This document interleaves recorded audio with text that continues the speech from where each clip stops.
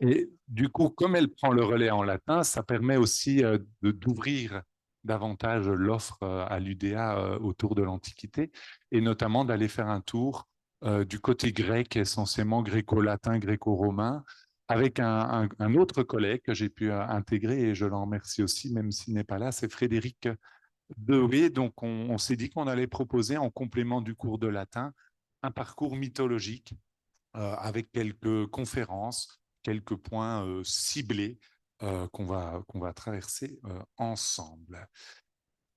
Alors, l'horaire du cours de Marion, je ne sais plus, c'est quel jour ton cours? Vendredi de 14 heures à 16 heures. Eh bien, celui-ci est de mercredi de 10 à 12 heures, avec donc 4 séances.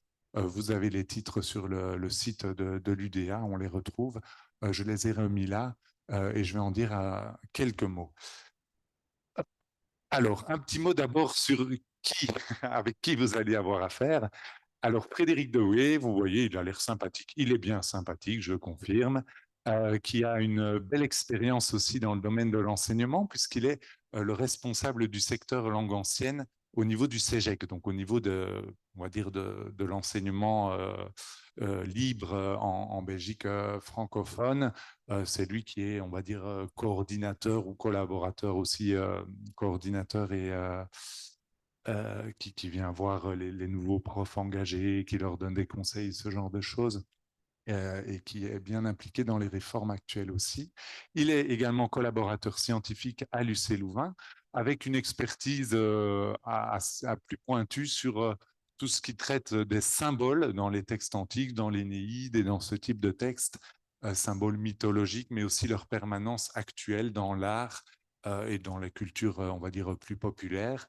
Je vous invite aussi à éventuellement aller voir son site Orion. Il propose régulièrement des webinaires. Ça s'adresse peut-être en particulier aux profs de latin pour leur donner des idées d'exploitation de cours, mais c'est tout à fait accessible à tout le monde et je crois que c'est gratuit.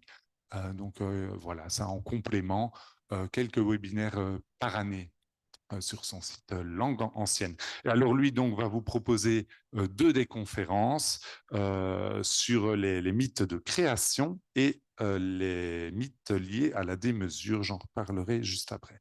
Alors bon, voilà, moi on m'a présenté et Laurence l'a fait finalement mieux que ce que je vais faire là. Donc voilà, j'ai été engagé ici à l'UC Louvain comme professeur en didactique des langues anciennes, c'est-à-dire que je prépare les futurs diplômés en langue ancienne, en latin et grec, à devenir enseignants. Donc, je les prépare au niveau des programmes de cours et aussi au niveau des méthodologies d'enseignement. J'ai aussi la chance de produire, d'animer une émission hebdomadaire radio sur RCF Namur, histoire de comprendre, sur mon deuxième mi-temps. Donc voilà, vous pouvez aller voir là aussi, les podcasts sont en ligne chaque semaine, on les retrouve facilement et c'est là aussi en écoute libre. Et mes travaux portent plutôt donc sur la réception d'Aristote, des théories sur la nature, le corps humain, comme on l'a dit, dans l'Antiquité, au Moyen Âge, et plus récemment aussi sur des enjeux comme l'interculturalité dans les écoles, en fait, dans l'apprentissage du latin et du grec, pour avoir une vision un peu moins centrée, on va dire, sur Rome ou sur Athènes, mais essayer d'ouvrir le paysage antique à l'ensemble, on va dire, de l'Europe ou de la Méditerranée, hein, aller voir aussi sur les rives africaines ce qui se passe ou à l'Orient et encourager vraiment à travailler les langues anciennes aussi comme ça à l'école. Alors, le contenu donc de ce cours, c'est se plonger dans des mythes d'hier, mais qui nous parlent encore aujourd'hui. Donc ça, ce sont les deux séances de Frédéric Dewey. En fait, on a choisi l'un comme l'autre des thèmes voilà, qui nous interrogent encore aujourd'hui. Le sens d'un mythe, on va dire, on peut s'y intéresser pour la culture qu'il a produit, ce mythe, pour comprendre un peu les codes de société qui sont derrière, les valeurs morales qui sont associées et qui sont liées à l'époque aux cultures qui produisent ces mythes. Mais on peut s'y intéresser aussi parce qu'ils nous donnent du sens, ça a encore du sens de les lire aujourd'hui. On peut les analyser, en tirer, on va dire, oui, vraiment du sens pour aujourd'hui.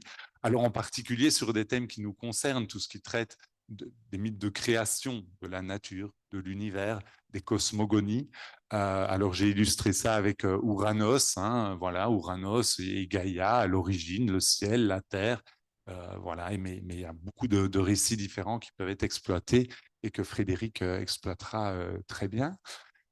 Le rapport de l'homme au divin, donc voilà, la nature au divin, et qu'est-ce qui se passe quand l'être humain fait preuve de démesure. Alors là, je l'ai illustré avec le mythe qu'on reconnaît bien de Dédale et Icare qui s'approche trop près du soleil, qui va au-delà de la prescription de son père, Dédale, quand il voulait s'enfuir en prenant la route par les airs. Ils s'étaient fabriqués leurs ailes, mais comme vous le savez peut-être, Icare va trop près du soleil.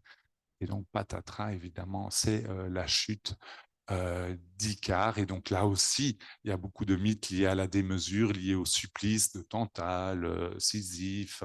Donc, là aussi, il y a beaucoup de matière à exploiter et à mettre en rapport avec nos valeurs actuelles, quelque part. Ça interroge aussi notre présent et tout ce qui se passe aujourd'hui. On peut penser aux intelligences artificielles et compagnie, hein, mais voilà, donc il y a des échos qu'on peut, en tout cas, trouver facilement dans la société actuelle. Et alors, de mon côté, j'ai proposé en complément plutôt d'aller vers les épopées grecques, l'Iliade et l'Odyssée, donc des récits fondateurs, là aussi, de valeurs héroïques, hein. On retrouve différents héros, on voit comment ils se comportent entre eux dans le récit, et on comprend mieux comme ça des codes de valeurs de l'époque archaïque en Grèce, autour du 8e, 7e siècle, mais pas uniquement. Alors, dans l'Iliade, là aussi, j'ai voulu choisir des thèmes qui me semblaient être fondamentaux, les, les plus ancrés possibles dans ce que tout le monde peut vivre. Alors, la première chose qu'on vit quand on vient au monde, c'est d'être l'enfant de quelqu'un, fils ou fille de quelqu'un. Et donc, j'ai voulu avoir un premier aspect pour une première conférence avec l'Iliade sur les rapports de filiation.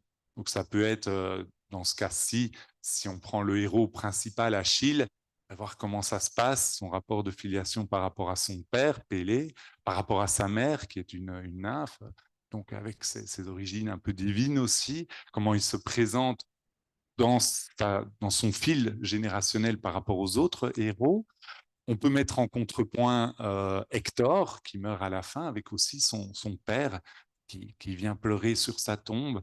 On peut faire des parallèles avec Thétis aussi, qui ici, avec les autres nymphes, les autres Néréides, pleure Achille.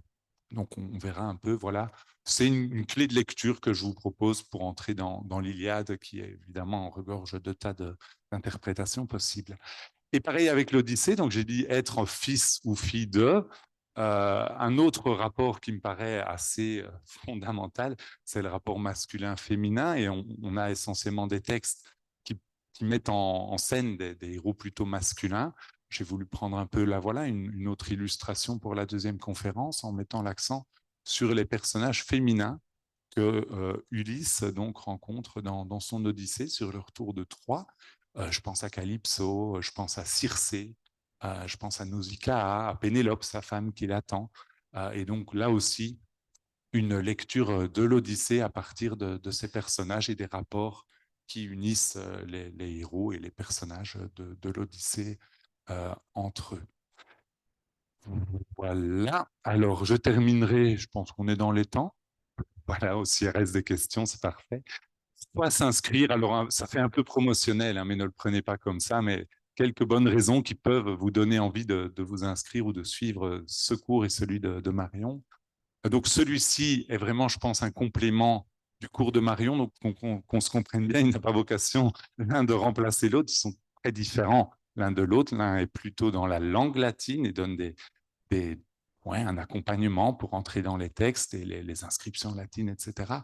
Ici, c'est un cours peut-être un peu plus aussi tourné vers la culture grecque, qu'on n'avait pas tellement, je crois, dans le catalogue de formation à l'Université des Aînés, que j'avais envie aussi de développer. Donc, c'est une introduction, comme je le disais, pour comprendre la société antique, le grec archaïque notamment, mais aussi, ça nous donne des clés pour comprendre des références culturelles d'aujourd'hui, puisque la mythologie, elle est bien présente, vous vous en rendez sans doute compte, si on fait et parfois même quand on prend des mots croisés, moi je suis toujours amusé de voir que l'Antiquité est très présente dans les mots fléchés à thème. Il y a souvent un thème antiquité, mythologie ou dans les jeux, alors évidemment dans les films, dans les bandes dessinées, et à la fois, je crois qu'on peut en retirer du sens pour aujourd'hui en interrogeant ces récits. Donc ici quelques exemples, les BD de Luc Ferry, Sisyphe, Asclépios, ça c'est pour illustrer plutôt la démesure. Tantale aussi, hein, avec tous ces mythes parfois bien connus, mais voilà, qu'on peut explorer un peu plus en profondeur aussi. Et puis les romans de Madeline Miller, peut-être un peu plus pour un public adolescent, encore que on peut apprécier selon les goûts de chacun, mais Le Chant d'Achille, où elle prend l'histoire d'Achille dans la guerre de Troie, mais vue par son compagnon Patrocle, et elle lit aussi l'histoire de l'Odyssée et d'Ulysse, mais vue à travers le regard du personnage féminin de Circé. Donc voilà, je crois qu'on est... Ah oui, et un petit mot encore, parce que Sébastien n'en a pas parlé, mais il y a aussi une excursion à Tongres, je crois le 1er décembre. Mais voilà, qui vaut vraiment la peine aussi parce qu'il y a une exposition sur le monde latin, un très beau musée. Et c'est Sébastien et Karine, je crois, ou Karine Mailly, qui vont gérer à deux ou elle seule la visite. Malheureusement, moi, je ne sais pas y aller, mais sinon, j'y serais bien allé. Donc, vraiment, ça vaut aussi la peine de faire le tour à ce niveau-là. Merci à vous pour votre attention.